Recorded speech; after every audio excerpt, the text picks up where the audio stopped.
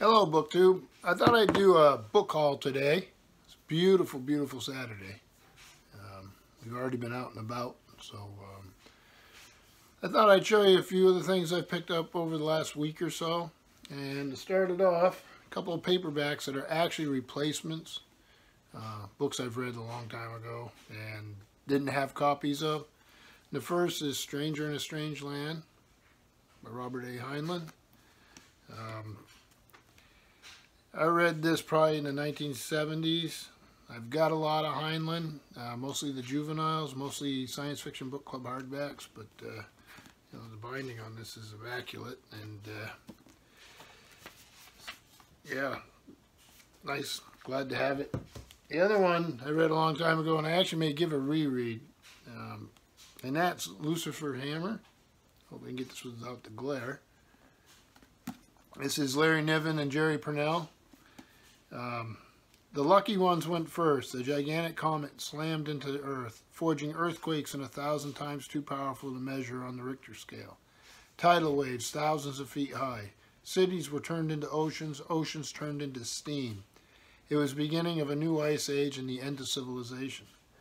But for the terrified men and women chance had saved, it was also the dawn of a new struggle for survival. A struggle more dangerous and challenging than any they had ever known. So it's sort of end of the world novel, and this is good stuff. I actually am looking forward to rereading it. So speaking, that's not even a word. Speaking of a new novel. Speaking of an end of the world novel, Nevil Shute, On the Beach. Again, something I'd read ages ago, but I didn't have a copy of, so I wanted one. It's a nice paperback. Who did this? Vintage. Nevil Shute's most powerful novel, a bestseller for decades after its 1957 publication, is an unforgettable vision of a post-apocalyptic world. I'm having trouble speaking today. After a nuclear World War III has destroyed most of the globe, the few remaining survivors in southern Australia await the radioactive cloud that is heading their way and bringing certain death to everyone in its path. Among them is an American submarine captain struggling to resist the knowledge that his wife and children in the United States must be dead. Then a faint Morse code signal is picked up, transmitting from somewhere near Seattle, and Commander Towers must lead his submarine crew on a bleak tour of the ruined world in a desperate search for signs of life. Both terrifying and intensely moving, On the Beach is a remarkably convincing portrait of how ordinary people might face the most unimaginable nightmare. So, legendary book, obviously. Then, for a mystery, I picked up Tony Hillerman, The Fallen Man. Nice first edition hardback. This was HarperCollins publisher, and this first edition is from 1996. I've read many of these. I've probably read this one, just don't remember. So let's see here. Legions of devotees will cheer the return of Joe Leaphorn and Jim Chee in Tony Hillerman's most intricate and atmospheric novel yet. The Navajo policemen whose exploits are now published in 16 languages are brought together by the need to know how a man met his death on Shiprock, almost 1,700 feet above the desert floor. Why had he climbed this mountain sacred to Navajos, and why had he been killed there? Or even worse, left to die a lonely death. I enjoy these mysteries. So, then another mystery, James Lee Burke, Jolly Blonde's Bounce.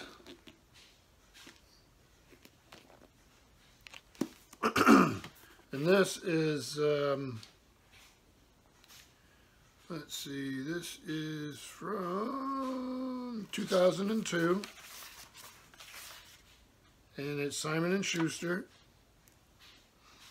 When a beautiful teenage girl is killed, the victim of a particularly savage rape, New Iberia, Louisiana police detective Dave Robichaud senses from the very start of the investigation that the most likely suspect, T. Bobby Hewlin, is not the actual killer. Though a drug addict and general ne'er-do-well, Hewlin just doesn't fit the profile for this kind of brutal crime. But when another murder occurs, this victim, a drugged-out prostitute who happens to be the daughter of one of the local mafia bigwigs, all clues once again point to T. Bobby Hewlin, and the cries for arrest become too loud to ignore. The dead girl's father, however, prefers to take matters in his own hands and sets out to find and punish the killer himself. So, another mystery novel. And then, I found this one this morning. This is Irish Tales of Terror, edited by Peter Haining and introduced by Ray Bradbury. This was Wings Books, New York, and it was 1970, but this is an 1988 reprint. The problem with it, you can see, is the pages are yellowing, so it wasn't acid-free paper for sure. But I picked it up anyway just because of who's in it, and it'd be fun to read through. Obviously, you have a foreword by Ray Bradbury, an introduction by Haining. Just to give me some highlights. Let me see here. Wicked Captain Walshaw by Joseph Sheridan Le Fanu. Lady Wilde does Legends of Witches, Fairies, and Leprechauns. Oscar Wilde does The Canterville Ghost. George Moore does Julia Cahill's Curse. W.B. Yeats does The Crucifixion of the Outcast. James Joyce, Hellfire. Lord Dunsany, Witchwood. The House Among the Laurels by William Hope Hodgson. Let's see here. The Moonbog by H.P. Lovecraft.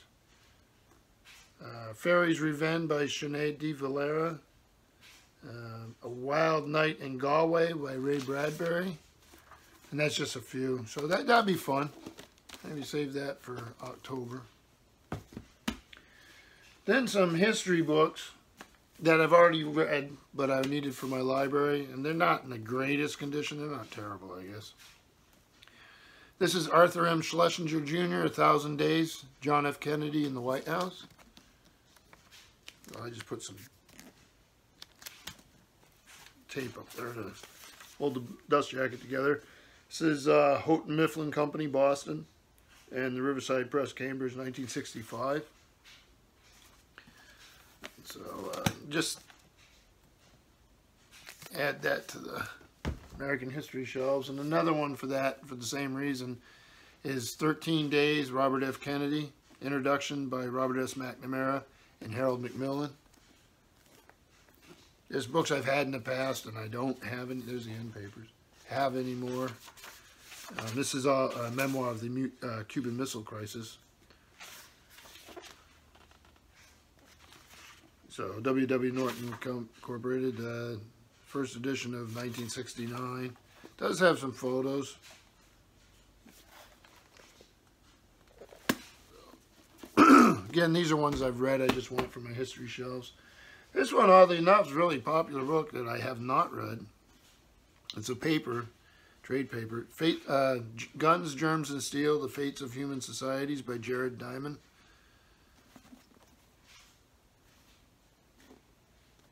So on reputation alone, I should have read this long ago.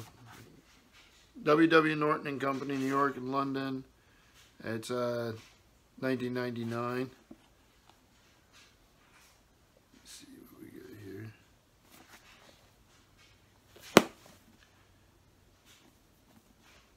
This is let's see here. This is a brilliantly written, passionate whirlwind tour through 13,000 years of history on all the continents. A short history of everything about everybody. The origins of empires, religion, writing, crops, and guns are all here. By at last providing convincing excuse me, explanation for the different developments of human societies on different continents, the book demolishes the grounds for racist theories of history. It accounts of how the modern world formed, is full of lessons for our own future.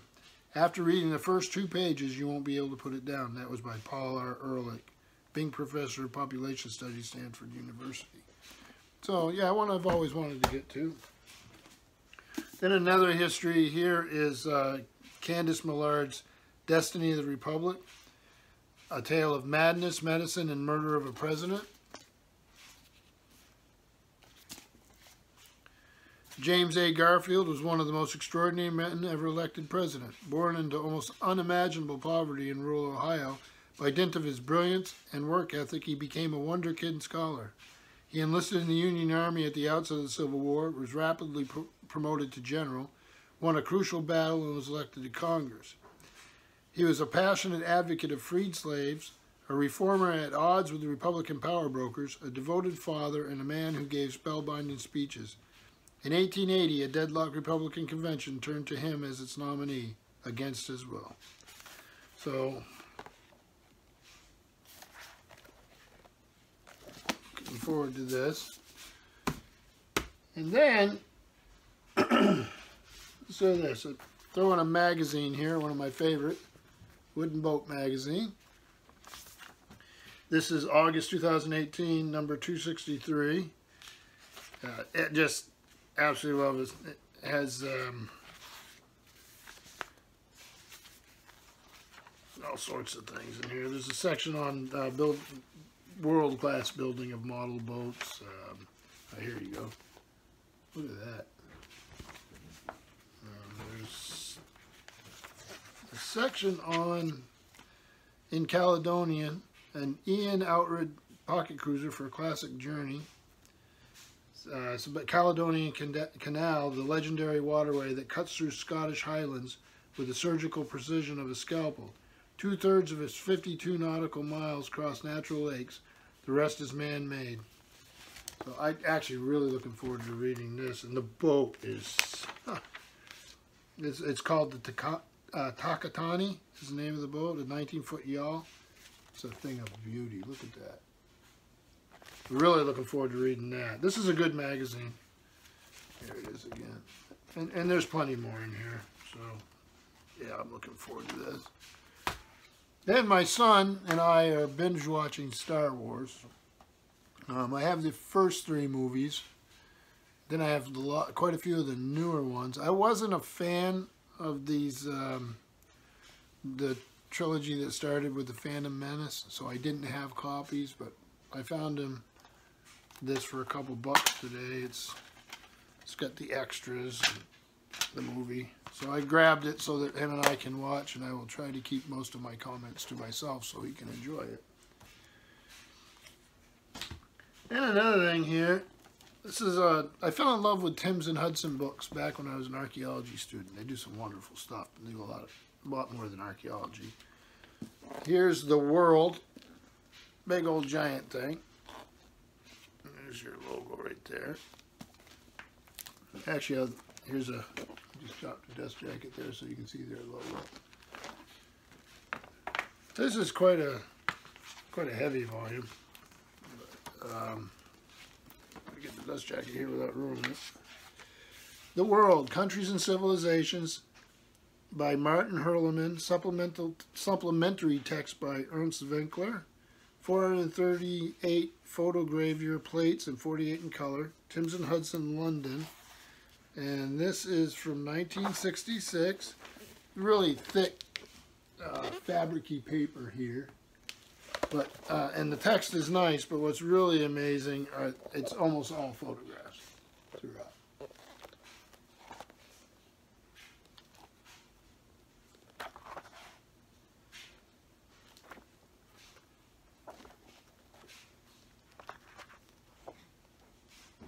So quite a find, something fun to look through.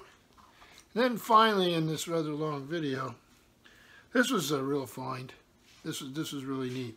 75 years of Children's Book Week posters, sponsored by the Children's Book Council, with an introduction and text by Leonard S. Marcus. Absolutely charming thing here. It's Alfred A. Knopf, New York. And this is from '94. was founded in 1624. Did that answer your question? Thank you. That was Anytime. that was my computer assistant, sorry. So it's loaded with Children's Book Week posters.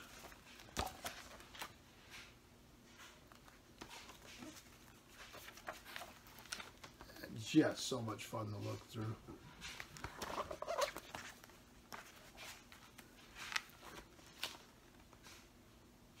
So if you were born in 1961, that's what your poster looked like.